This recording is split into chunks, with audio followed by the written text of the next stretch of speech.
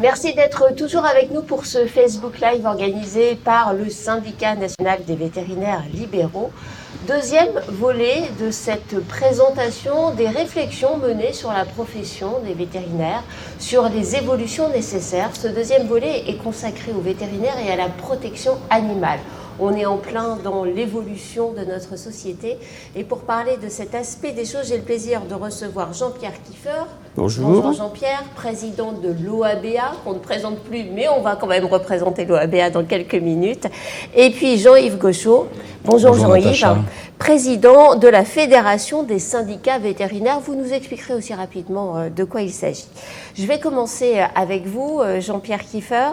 Jean-Pierre, l'OABA, en quelques mots, pouvez-vous nous résumer les actions que vous menez au sein de cette association de protection animale ? OABA, cela signifie œuvre d'assistance aux bêtes d'abattoir, donc ça plante déjà le décor. C'est une association de protection des animaux de ferme, des animaux de rente, de l'élevage au transport et à l'abattage. Et Dieu sait s'il est utile de défendre et de protéger les animaux dans cette phase ultime qui va permettre d'obtenir des produits d'origine animale, de la viande. Et il faut que ces abattages, ces abattoirs fonctionnent le mieux possible. C'est une association reconnue d'utilité publique qui existe depuis 60 ans et que personnellement je préside depuis 20 ans. Donc un vétérinaire à la tête d'une grande association de protection animale qui est vraiment aujourd'hui focalisée sur un aspect très important qui intéresse notre société, le bien-être des animaux de rente. On verra bien sûr avec vous les actions que vous menez. Avec Jean-Yves, peut-être quelques mots pour nous présenter la Fédération des syndicats vétérinaires. Oui, c'est une fédération qui n'est pas très connue, mais on a plusieurs syndicats. Justement, c'est l'occasion. Oui, c'est l'occasion, tu as raison, Natacha, merci de me donner la balle. La fédération, il y a les syndicats des praticiens, c'est le plus gros des syndicats, le SNVL, tu l'as cité. On a le syndicat des inspecteurs de la santé publique, on a le syndicat des spécialistes, parce qu'on a beaucoup de spécialistes aujourd'hui dans notre profession, et on a aussi deux syndicats des vétérinaires qui sont dans l'élevage des productions organisées. Voilà, donc la fédération est transversale et s'occupe un peu de ces sujets, j'allais dire politiques, dont le bien-être animal, avec les débats sociétaux, et on essaye d'y rentrer, enfin on y est bien rentré depuis longtemps, mais on essaye de se faire entendre. En tout cas, il est essentiel que les vétérinaires soient directement impliqués justement dans cette évolution sociétale liée au bien-être animal. On voit que les Français sont en demande d'une meilleure prise en charge du bien-être des animaux. Et finalement, quand on pense bien-être animal, on pense en premier lieu aux vétérinaires comme référent. Oui, et je crois qu'on a du retard. Jean-Pierre, par son exemple, a montré que lui, il avait de l'avance. Enfin, en tout cas, cette association avait l'avance et d'autres. Mais nous, collectivement, la profession, on est un peu...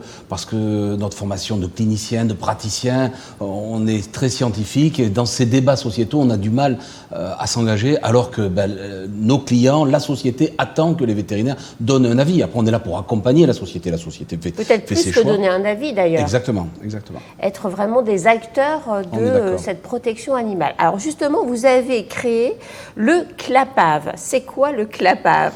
Alors, je ne sais pas si le nom est très joli. En tout cas, il n'est pas très explicite comme ça. Donc voilà, vous allez nous c'est le expliquer comité de liaison des associations de protection animale et de la profession vétérinaire.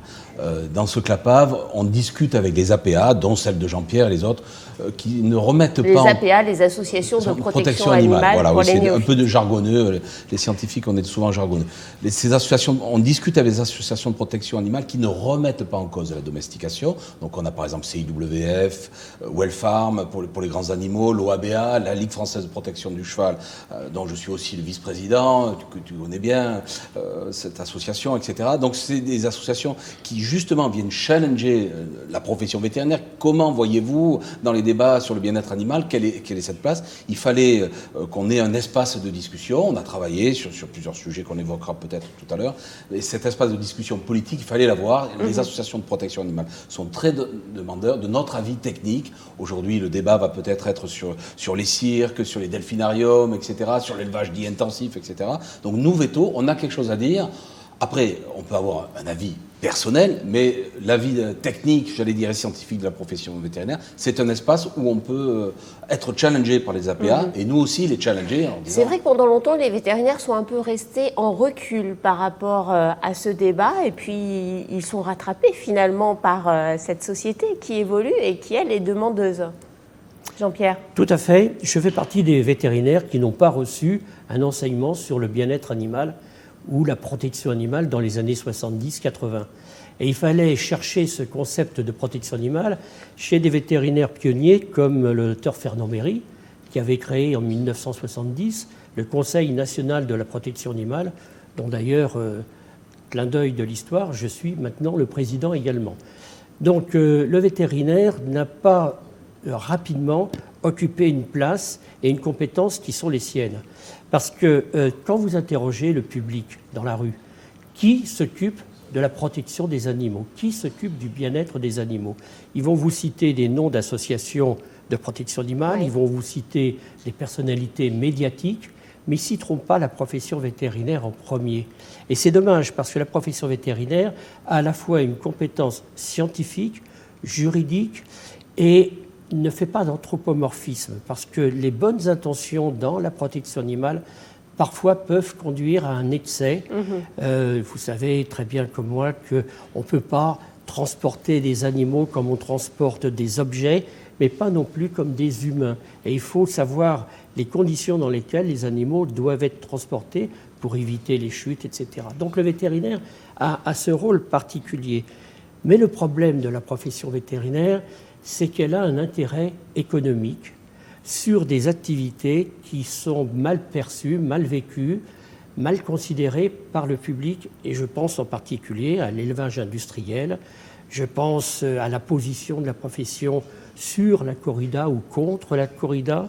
Et il y a même eu des situations où des vétérinaires se sont trouvés accusés de faire de la chasse en Afrique. Et donc, il faut que cette profession vétérinaire tiennent compte des demandes du public en matière et de l'évolution de la demande du public en matière de bien-être animal et il y apporte cette compétence juridique, scientifique, éthologique que seule la profession vétérinaire a. Et heureusement maintenant, c'est enseigné, ces comportements, cette étude du comportement dans les écoles vétérinaires. Si je comprends bien vos propos, finalement, pendant longtemps, la profession est restée un petit peu en recul, ne se mêlant pas trop de ces discussions qui parfois pouvaient atteindre des extrêmes. Et finalement, aujourd'hui, on se dit, on doit contribuer à ce bien-être animal et il y a moyen d'avoir un dialogue intelligent, intéressant et constructif avec bon nombre d'associations de protection animale qui ne sont pas dans des demandes extrêmes, mais qui sont dans une attente du professionnel, qu'est le vétérinaire, de faire évoluer positivement ce bien-être. C'est finalement ça la finalité de ce comité de liaison que vous avez créé. Et je rebondirai sur les propos de Jean-Pierre, sur l'élevage intensif. Nous, on amène effectivement sur les poules, les cages pondeuses, on s'est positionné sur l'arrêt de la castration des porcs, etc. Il y a des solutions techniques, il y a des solutions environnementales, etc. Après, on connaît l'environnement, donc on sait qu'il faut, pour faire avancer les choses, c'est un peu compliqué, mais il faut rentrer par ce biais-là. Par exemple, sur l'élevage intensif, on dit, d'abord, il faut le définir. C'est quoi l'élevage intensif? Dans le grand public, l'élevage intensif, est-ce que c'est 300 vaches? Est-ce que c'est 50 vaches? C'est quoi? Et puis il faut nourrir la population. Ça, c'est un vrai débat. Donc nous, on y arrive avec le débat des intrants, etc. Nous, on y arrive avec un regard scientifique, etc. Et on accompagne la société, mais aussi on accompagne les éleveurs. Mais ce regard scientifique ne fait pas abstraction de la sensibilité de la société qui a parfois des demandes qui vont un peu plus loin que ce que les scientifiques peuvent proposer. Non, tu as raison. Alors, tu as raison. En fait, nous, on accompagne et, comment dirais-je... On a senti pendant longtemps les vétérinaires frileux par rapport à ça. Ça y est, ils ont arrêté d'être frileux? Oui, ils ont arrêté d'être frileux, mais ce n'est pas depuis hier, c'est depuis déjà un certain temps, mais le mouvement est en marche. Et je rends hommage à l'initiative de Jean-Yves d'avoir créé ce CLAPAF, de réunir des associations welfaristes, c'est-à-dire des associations qui veulent faire évoluer les le choses, bien-être et non pas animal. abolitionniste, parce que c'est une impasse. Donc il était important en effet que vétérinaires et organisations de protection animale se rencontrent pour justement mettre d'un côté l'aspect scientifique, rigoureux, cartésien de la profession vétérinaire, et le côté peut-être un peu plus affectif, un peu plus dans l'émotion des associations. Et on a, avec ce CLAPAV, un peu cet équilibre qui s'est installé. Alors justement, Jean-Yves, les champs d'action du CLAPAV, quels sont-ils? Alors, il y a 2 actions qu'on a menées déjà. Une sur les petits animaux pour aider, grâce à la société ICA d'identification des animaux domestiques. On s'est greffé avec le CLAPAV sur cette initiative pour pousser à la stérilisation des chats errants, etc., qui est un vrai sujet. On déclinera encore ça sans doute l'année prochaine. Et puis, deuxième sujet où de quelle manière? Restons déjà sur ce premier volet, sur cette stérilisation des chats errants. On a aidé à des petits spots TV, etc., pour inciter les gens, pour expliquer que la stérilisation c'était une bonne chose, et éviter la reproduction à tout va, etc., et que c'était un acte de bien-être animal. Voilà. Donc ça, on a aidé avec le support du CLAPAV, etc., et les moyens financiers d'ICAD. Donc ça, c'est une vraie réussite. Je pense que l'année prochaine, on ira un peu plus vers les communautés territoriales, les mairies, parce que c'est là, ces chats errants, les élus doivent obvier à ces chats errants. Souvent, ils ne le savent pas. Voilà. C'est un vrai sujet depuis 30 à 40 ans, etc. Moi qui suis praticien et qui stérilise avec des associations de protection animale, c'est un vrai sujet. Oui, parce que c'est quand même quelque chose que les vétérinaires faisaient, mais un peu chacun dans leur coin, en concertation avec les associations locales. Beaucoup de vétos sont impliqués. Oui, beaucoup de vétos sont impliqués. Ça a souvent été un discours du syndicat des praticiens libéraux en disant on fait comme M. Jourdain de la protection animale sans le dire tous les jours. On favorise ces associations, on leur fait des petits prix, ça nous coûte de l'argent, mais ça nous fait plaisir de rendre service à ces gens-là, etc., de participer à l'effort collectif.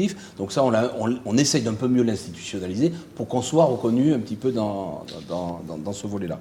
Le deuxième volet sur les productions animales, enfin, c'est sur la castration des porcs. Il y avait une attente des APA. La Fédération vétérinaire européenne s'était prononcée en disant il faut arrêter la castration, il y a l'immunocastration. On peut aussi mettre sur le marché des porcs mâles non castrés. Moi, de mon côté, au sein du syndicat, de la Fédération des syndicats vétos, on s'est rendu compte que souvent les éleveurs, quand ils castrent, c'est un peu ils sont forcés à faire ça parce qu'on leur oblige à l'aval, on leur achète plus cher les carcasses de porcs castrés. Donc il y a tout un système un peu à dénoncer. L'immunocastration est aussi un sujet parce que dans la société, les gens peuvent dire les vaccins c'est pas bien. Or ce n'est pas un vaccin. Donc on a repris position. Il y a tout un travail pédagogique à faire autour de ça. Et on a redonné un peu de la force aux APA, leur dire non mais nous on vous soutient là-dessus. On leur a amené des arguments techniques. Donc ça c'est des volets très intéressants. Et puis après avec tous les sujets qui arrivent en ce moment sur l'agenda politique, dont Loïc fait partie, etc. Loïc Dombreval qui sera avec nous tout à l'heure. Exactement. Il va falloir c'est un lieu de dialogue où on peut parfois les empêcher de rêver, mais ce qui est bien, enfin, ils ne rêvent pas. Les associations, Jean-Pierre en est un digne représentant, c'est des gens qui sont contents de venir chercher les vétos parce qu'on a le bon discours technique. On le verra sur le sujet des cirques, on le verra sur le sujet des delphinariums, peut le voir sur les sujets de l'élevage intensif, etc. C'est pas aussi simple, bien sûr, tout le monde veut... En tout cas, une position pragmatique par rapport à ces évolutions nécessaires. Exactement. Eh bien, merci à tous les deux et bravo pour votre implication dans ce volet essentiel de la protection animale. Jean-Pierre, vous vouliez rajouter quelque chose? Oui, je voulais rajouter quelque chose. Vous l'avez vu à ma tête. Non, je voulais indiquer simplement une action qui est vraiment essentielle des vétérinaires et d'une ONG comme l'OABA. Ce sont les maltraitances par abandon de soins dans les fermes, dans les exploitations, qui sont souvent liées à la détresse humaine. Et à la détresse économique aussi. Et à la détresse économique. Et le rôle du vétérinaire est le rôle, d'abord, de lanceur d'alerte. Et il est important, non pas de dénoncer, mais il y a une obligation du vétérinaire, article L203-6 du Code rural, d'indiquer à son administration les cas où il y a une détresse humaine qui entraîne des maltraitances ou des abandons de soins. Et ça, c'est très important. L'OABA reçoit par des saisies d'animaux plus de 1500 animaux, des bovins, des chevaux, des moutons, par an. Et je suis toujours choqué et blessé lorsque je vois des exploitations où il y a vraiment des animaux qui sont mourants, qui sont dans du lisier, et je me dis, mais si le vétérinaire habilité, le vétérinaire habituel, avait eu l'idée d'alerter, il n'y aurait pas ces mortalités, il n'y aurait pas cette souffrance, et on aurait peut-être sauvé un éleveur qui peut-être va faire le geste fatal. Je crois que le rôle du vétérinaire est à la fois pour le bien-être des animaux, mais également pour le bien-être de l'éleveur. Et ce rôle, on va dire social, moi je le trouve très important pour notre profession. C'est pour ça que je voulais rajouter ce volet, parce que c'est tout à l'honneur d'une profession d'intervenir pour la maltraitance animale, mais également la maltraitance humaine par abandon, par problèmes économiques, psychologiques, psychiatriques parfois. Et là, on a un rôle essentiel. Et Dieu sait que c'est important dans la période de crise que nous vivons actuellement. C'était important de le dire, Jean-Pierre. Merci infiniment. Merci à vous deux. On va se retrouver dans quelques minutes pour le 3e volet de cette présentation des perspectives du métier de vétérinaire. Cette fois-ci, on parlera avec des vétérinaires impliqués dans la biodiversité, dans la préservation de cette biodiversité.